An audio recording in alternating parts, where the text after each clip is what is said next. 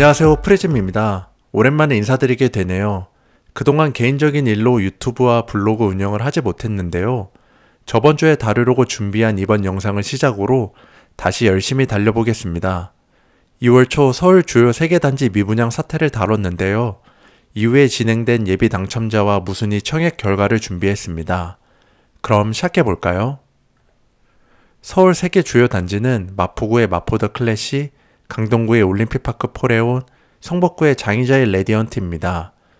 그리고 2022년 12월 기준 전국과 서울 미분양 현황을 다루겠습니다. 각 단지와 관련한 기사를 보겠습니다. 마포더 클래시 1, 2순위 청약에서 미달났던 27세대에 대한 무순위 청약 결과가 발표되었습니다. 27세대의 모집에 500명이 넘게 신청해서 화제였죠.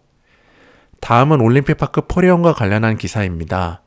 올림픽파크 포레온은 2월 9일부터 예비 당첨자 접수를 받았는데요.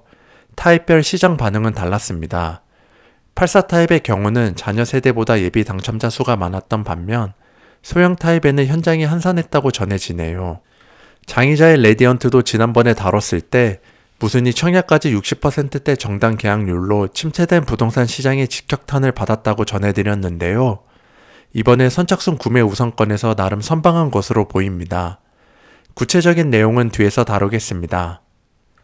마지막으로 2022년 12월 미분양 현황이 1월 말에 국토교통부에서 발표했는데요. 원희룡 국토부 장관이 언급한 전국 미분양 위험 수준 6만 2천 세대를 훌쩍 넘은 6만 8천 세대가 발표되었습니다. 악성 미분양 수는 비중이 높지 않다고는 하나 미분양 증가세가 지속되는 가운데 국토교통부에서도 특단의 조치가 나오지 않을까 생각됩니다. 마포구의 마포더 클래시 무순위 청약을 1월 30일부터 접수받았습니다. 자녀 27세대에 대한 무순위 청약인데 2월 2일 청약 경쟁률이 발표되었습니다. 앞서서 본 관련 기사에 따르면 완판 가능성이 높다고 하는데요. 실제 청약 결과를 보면 59 타입에는 3자릿대 경쟁률이 발표되었고 84 타입도 많은 접수 건수가 몰려 기사에서 언급한 대로 완판이 예상됩니다. 다음으로는 마포더 클래시 주변 주요 단지 시세 변화를 알아보겠습니다. 주변 시세 비교를 통해 분양가 매력도를 알고 완판 여부도 유추 가능하죠. 마레프 84 타입 시세 변화입니다.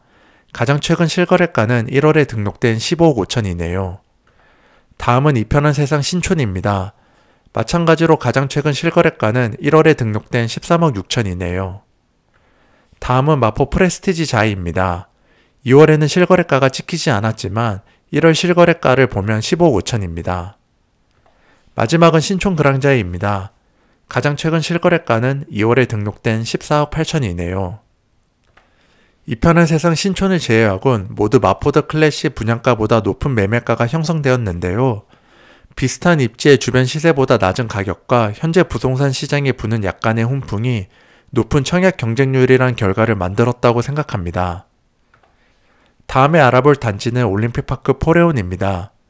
올림픽파크 포레온은 지난번에 예비 당첨자까지 90% 정당 계약률을 기대한다고 말씀드렸는데요. 2월 9일부터 시작된 예비 당첨자 신청 분위기를 보면 84 타입에는 일부 타입만 제외하고 모두 마감되었다는 기사가 발표되었습니다. 정확한 계약률을 밝히지 않았지만 현장 분위기에 따르면 비선호동가 층을 제외하곤 90% 정당 계약률을 달성했다고 하네요. 하지만 59 타입과 그 외 타입은 생각보다 예비 당첨자 참여율이 저조합니다. 84 타입에 비해 대기 인원도 많지 않았다고 합니다. 정확한 결과는 무순위 청약이 나와봐야 알 수 있겠네요. 올림픽파크 포레온 주변 시세 변화입니다. 처음은 송파구에 위치한 올림픽 선수기자촌입니다. 5호선과 9호선 이용이 가능한 게 두 단지 공통점인데요. 올림픽 선수기자촌 가장 최근 실거래가는 1월에 등록된 17억입니다. 올림픽파크 포레온 분양가와 비교했을 때 3억에서 4억 정도 비싼 가격입니다. 다음은 고덕동에 위치한 고덕 그라시움 아르테온입니다. 위치적으로 보나 신축인 걸 감안하더라도 올림픽파크 포레온이 입지적인 요소가 훨씬 뛰어난데요. 하지만 가격은 비슷하죠.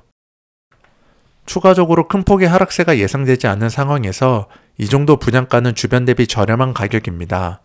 이러한 생각이 북적한 현장 분위기와 높은 계약률로 보여줬다고 생각합니다. 마지막은 장희자의 레디언트입니다.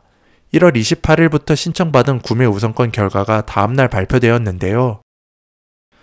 자녀 437세대에 600명이 넘은 인원이 방문했다고 합니다.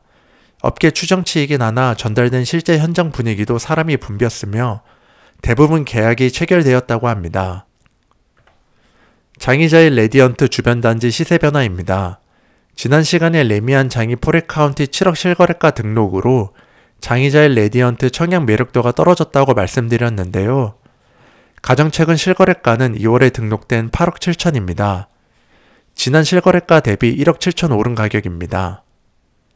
다음은 레미안 장이 퍼스트 하이 시세입니다. 가장 최근 실거래가는 2월에 등록된 9억입니다. 두 곳 단지에 거래된 가격은 9억 정도로 장의자일 레디언트 분양가보단 저렴합니다. 하지만 가격 차이는 그리 크지 않죠. 1억 미만의 가격 차이는 입지 요소를 고려하면 충분히 감당 가능한 가격입니다. 게다가 2023년 1월 이후 증가한 거래량과 부동산 시장 매수자 유입으로 높아진 주변 단지 시세 변화가 장의자일 레디언트 가격 매력도를 높였죠.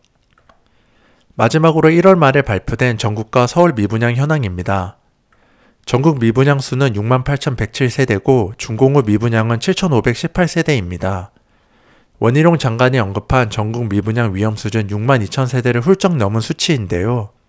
서울의 경우는 953세대로 전체의 1% 수준으로 많지는 않습니다. 미분양 현황만 보면 현재 부동산 시장은 여전히 침체 상황이죠.